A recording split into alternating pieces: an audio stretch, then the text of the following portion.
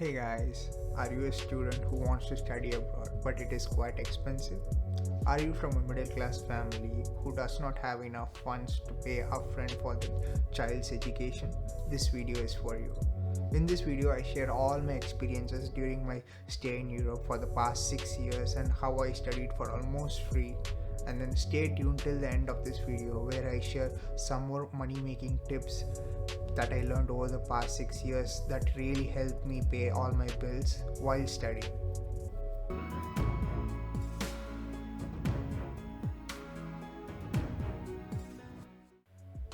Hey guys, if you're new to this channel, I'm Raj.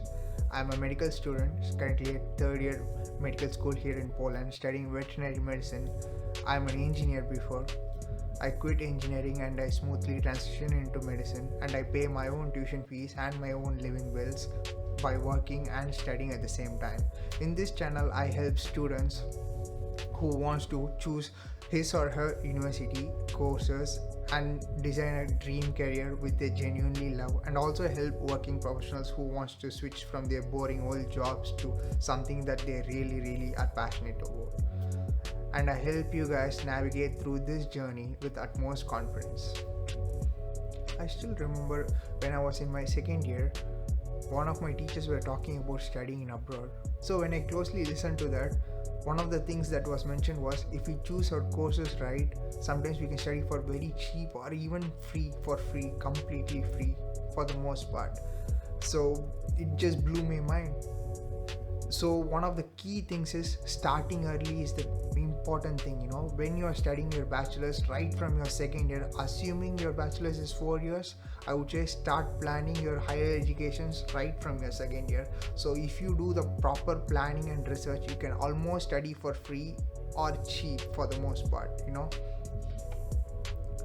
It is a huge process, by the way, like choosing a country, choosing a course that you really are passionate about. Coming from a middle class family, we choose these master's courses like 2 or 3 years, which cost a lot of money, and a huge money investment is taking place here.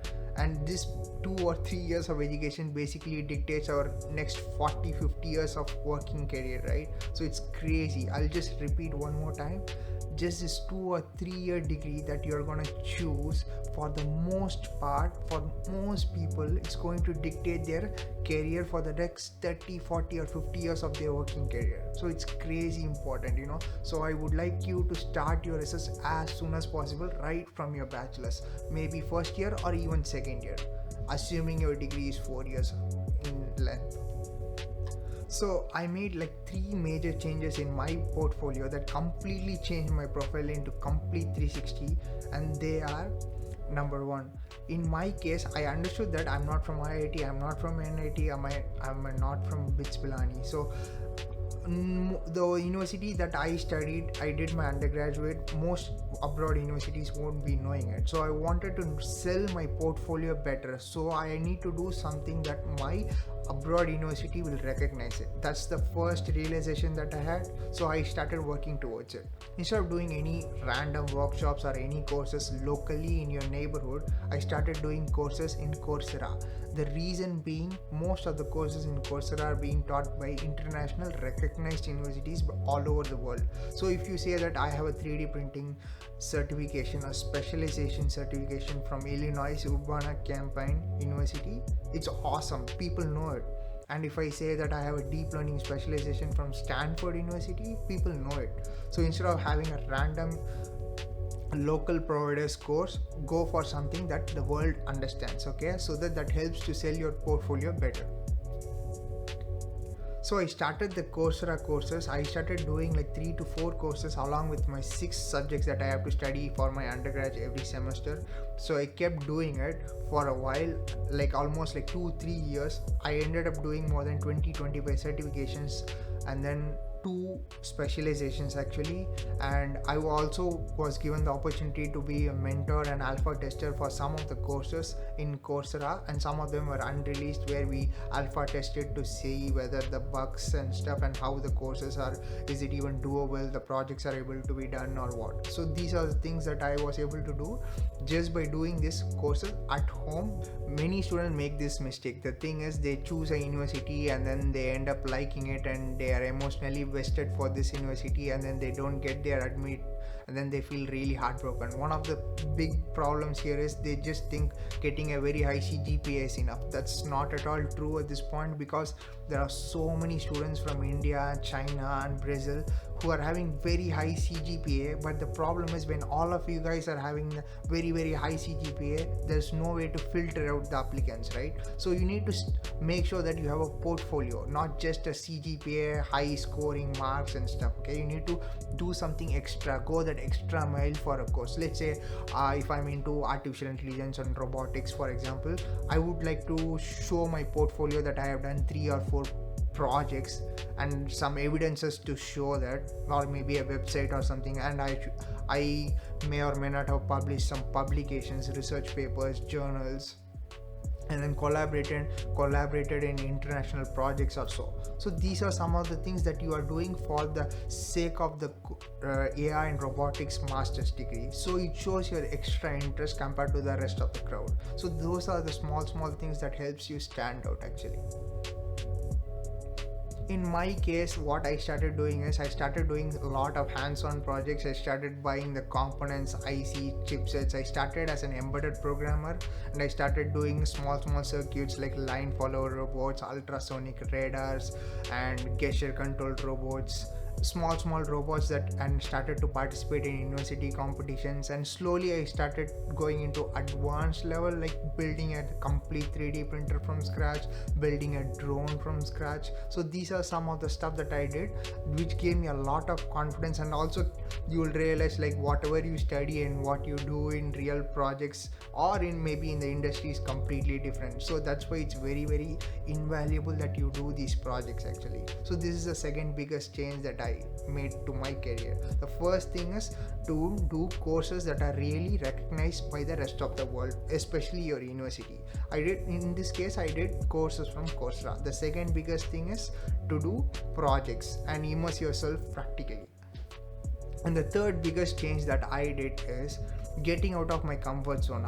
Apart from doing these projects, I started applying and reaching out to some of the institutions that are recognized throughout the world. In this case, I was working as an embedded programmer in IIT Madras in a research lab, and then I moved to IIT Delhi, and there I was working on self-driving cars. So I was working as an embedded programmer and I moved to self-driving cars as a complete beginner. I had no idea how a self-driving car works, as I'm a bachelor's kid from a random university with no expertise or masters in anything. So it was always unlearn and relearn. So you should always try to put yourself in these uncomfortable positions and start learning stuff, because in that young age it's very easy to capture a lot of information. You are generally curious. Even if you do a mistake, and even if you are ignorant about the technology itself, it's okay, because you are still in your bachelor's and you haven't even started your master's. So it's okay. In this time you can do all the hard work actually. I was working at times like 7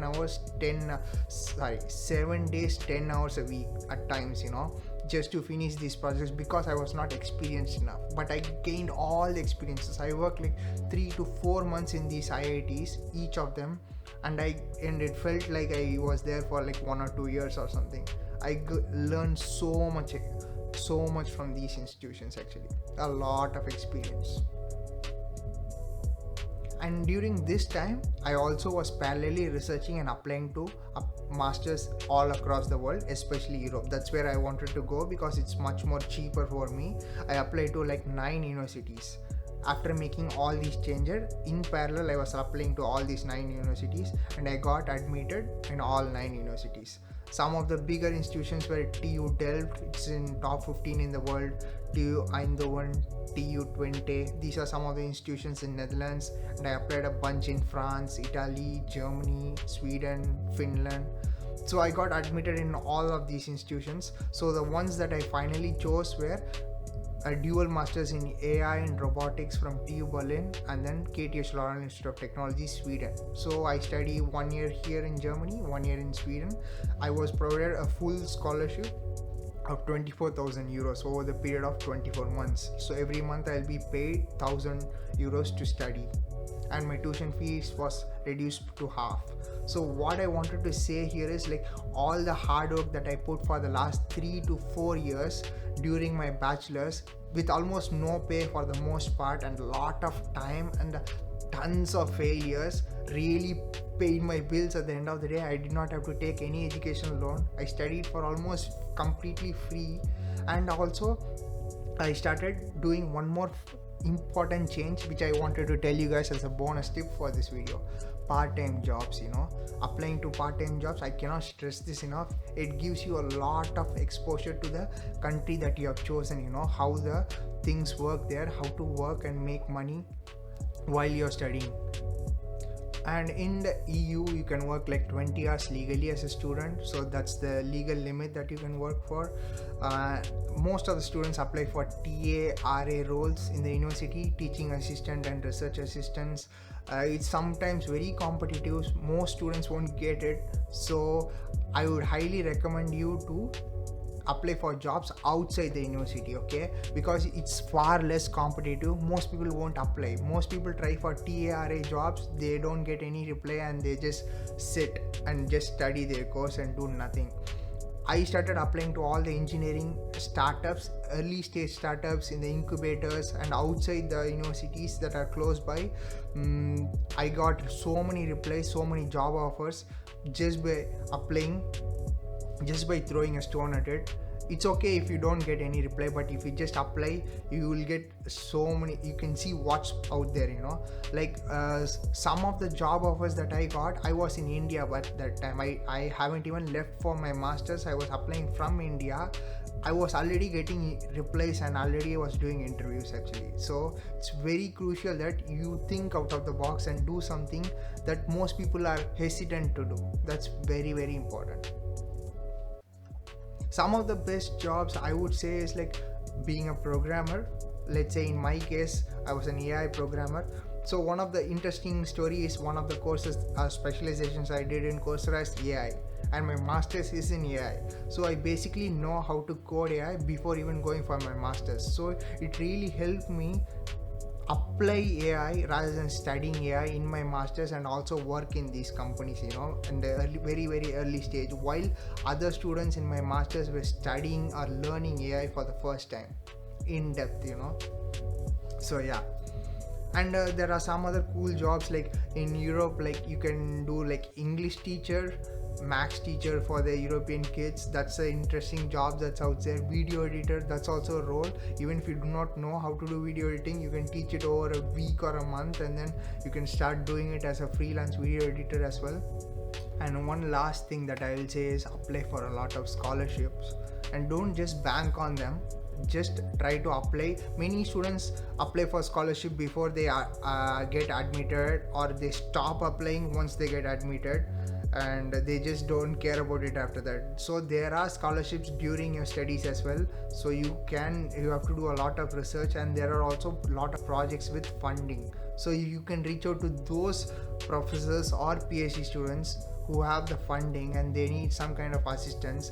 You can be one of those guys, okay? Sometimes you can reach out to these people. These jobs are not always posted anywhere, so you have to reach out to people. So you have to start networking, coming out of your comfort zone once again, So yeah, this is how, guys, living this way I was able to make a lot of money while I was studying, and I was also getting paid when I was studying. So by this way I could pay the reduced tuition fee and also take care of all my living expenses without being a burden for the parents or without taking any educational loan. There is still a lot of technical details that I couldn't cover in this short video.